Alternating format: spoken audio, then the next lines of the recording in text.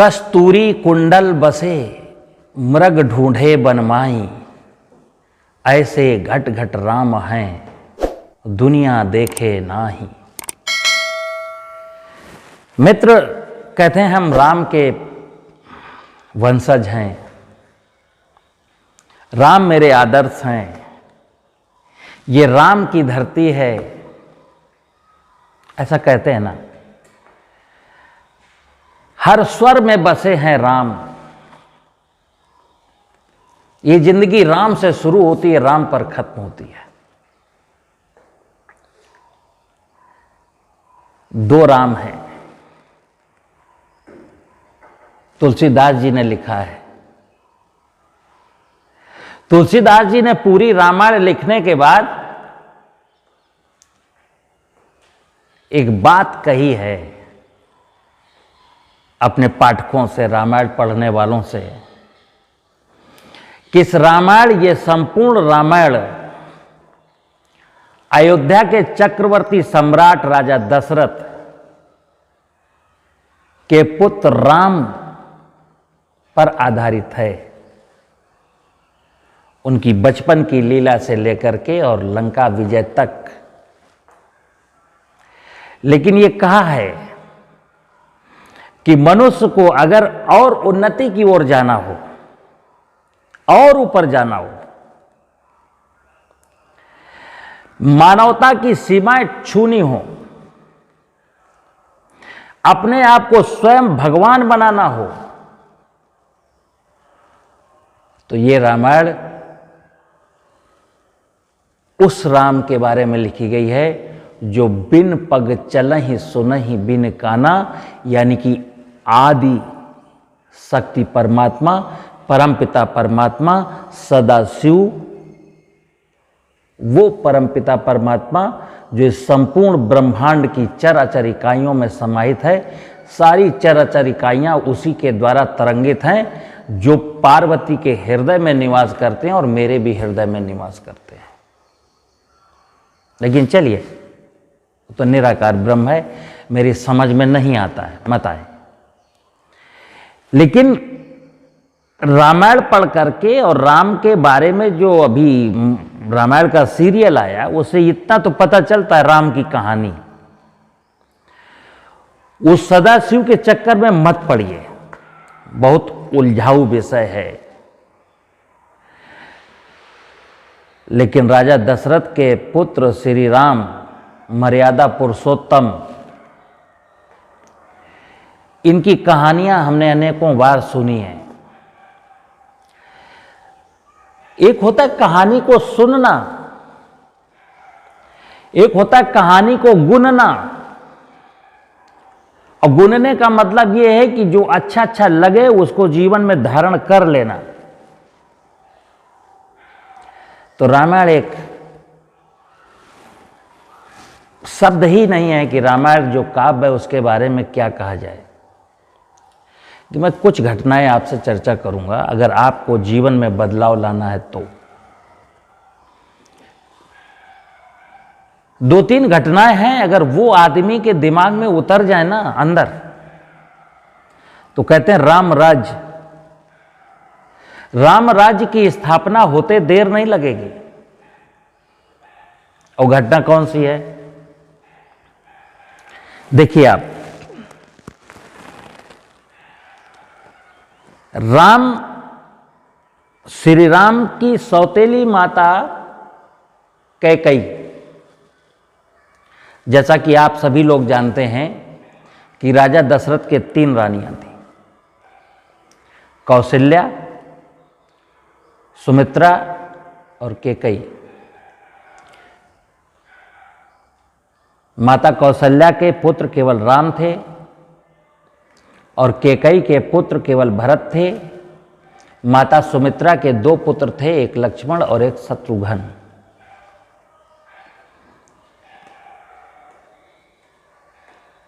जब ये बालक बड़े हो जाते हैं, राजा दशरथ को ऐसा लगता है कि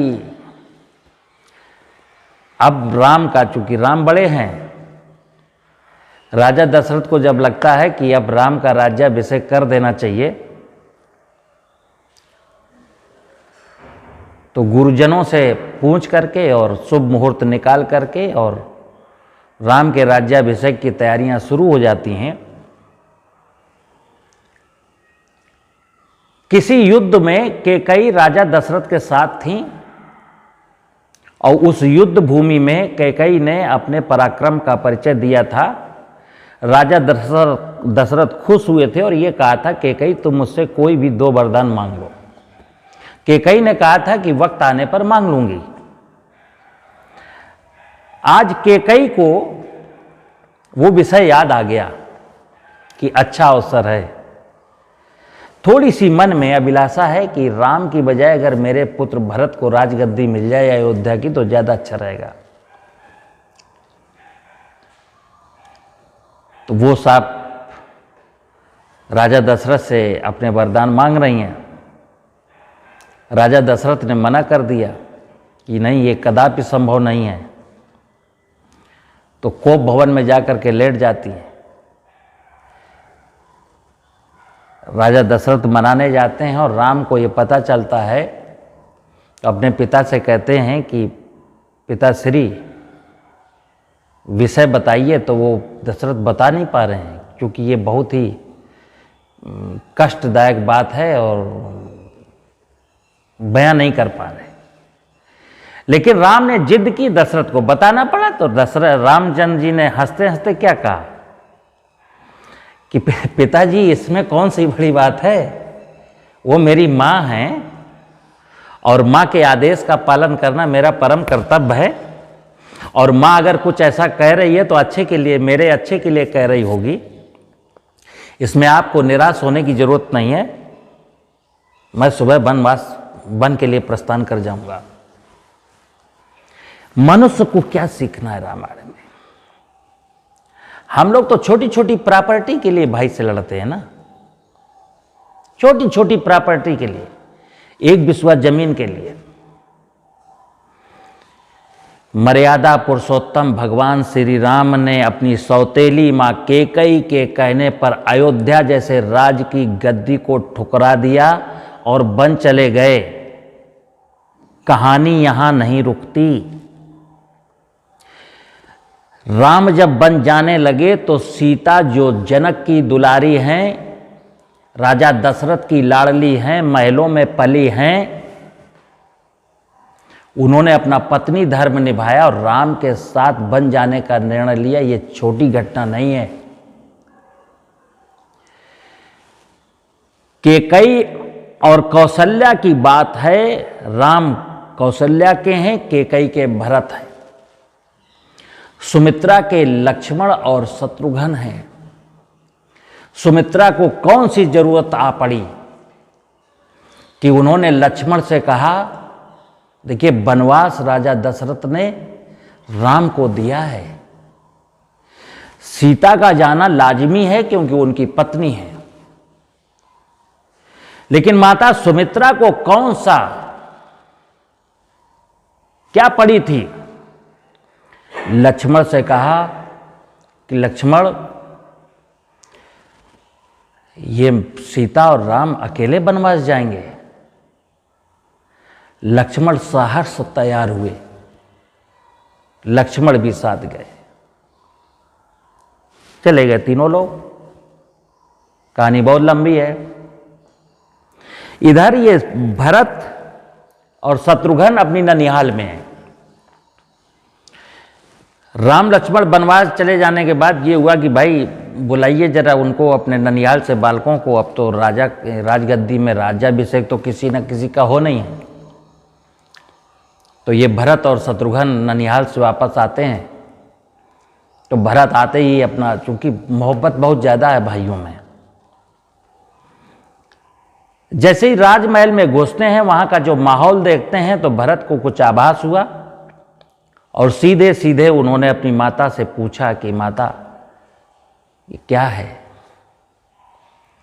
कैकेयी बहुत खुश है कि मेरा भरत बहुत खुश होगा जब वो ये समाचार सुनेगा कि तुम्हारी माता ने तुम्हारे लिए राजगद्दी मांगी है, तो भरत बहुत खुश होगा। भरत खुश नहीं हुआ, भरत नाराज हुआ, रोया और राम को मनाने के लिए वनवास गए। जब राम नहीं माने तो उनकी खड़ाऊं लेकर के आए, राजगद्दी पर रखी और अयोध्या के बाहर कुटी बना करके अयोध्या की सुरक्षा का वचन लिया। ये घटना रामायण को ऐसे अंतर्मन से स्वीकार करना और अपने जीवन को उसके अनुरूप ढालना, अपने आप को तैयार रखना इस बात के लिए कि मैं भी तैयारी करके बैठा हूँ कि अगर मेरे जीवन में ऐसा कोई दृष्टांत आएगा तो मैं भी भरत बन जाऊँगा, मैं भी राम बन जाऊँगा, मैं भी लक्ष्मण बन जाऊँगा, या मैं भी सीता बन जाऊँगी। इतना सब कुछ होने के बाद ये 3 रानियां देखिए, इनमें मैत्री भाव है। कौशल्या को कोई तकलीफ नहीं है कि मेरी देवरानी ने, कैकेयी ने मेरे पुत्र के लिए वनवास मांगा है। माता सुमित्रा को कोई कष्ट नहीं है। तीनों रानियां पूर्व की भांति आपस में मिल करके रहती हैं। मित्र, मैं रामायण पढ़ता हूं, अखंड रामायण का पाठ कराता हूं, राम की पूजा करता हूं, प्रतिवर्ष रामनवमी का पर्व मनाता हूं, दीपावली मनाता हूं। बावजूद इसके अगर राम के जीवन से, राम का जो चरित्र है उसका 1%, 2%, 4% थोड़ा सा अंश भी मैं अपने जीवन में धारण नहीं करता हूं, तो फिर मेरा रामायण पढ़ने का मतलब क्या रह जाता है। अब यहां भी जैसा मैंने बताया कि लोगों ने कहा है, धार्मिक लोगों ने ऐसी मान्यता बना दी है कि जो रामायण पढ़ेगा उसका कल्याण होगा। मैं आपको स्पष्ट कर दूं, रामायण पढ़ने वाले का कल्याण कभी नहीं होगा।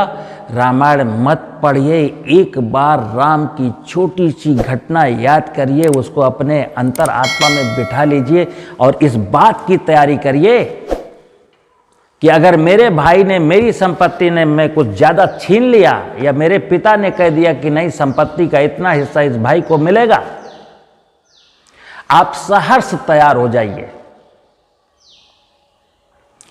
तो आपका कल्याण अवश्य होगा। क्योंकि मैं बार बार कहूं कि तुलसीदास जी ने लिखा है कि ये राम का जीवन धारण करिए, राम के बताए गए मार्ग पर चलिए और फिर उस राम को छोड़ दीजिए जो बिन पग चलई सुनई बिन काना, यानी उस परमपिता परमात्मा के हवाले अपनी जिंदगी की बागडोर सौंप दीजिए, वो संभालेगा। तो मैं क्या कहता हूं, अभी तो लोग कह देते हैं ये मेरी आस्था का विषय है, मेरे विश्वास का विषय है, राम मेरे आस्था के प्रतीक हैं, परमात्मा मेरी विश्वास है, ये धर्म पर मुझे आस्था है, विश्वास है। लेकिन मैं क्लियर कहूं, कुछ लोगों को होगा अपवाद स्वरूप, ना किसी को राम पर आस्था है, ना किसी को परमात्मा पर आस्था है, ना किसी को मंदिर पर आस्था है, ना किसी को धर्म पर आस्था है, और ना राम पर, परमात्मा पर, धर्म पर, मंदिर पर विश्वास है।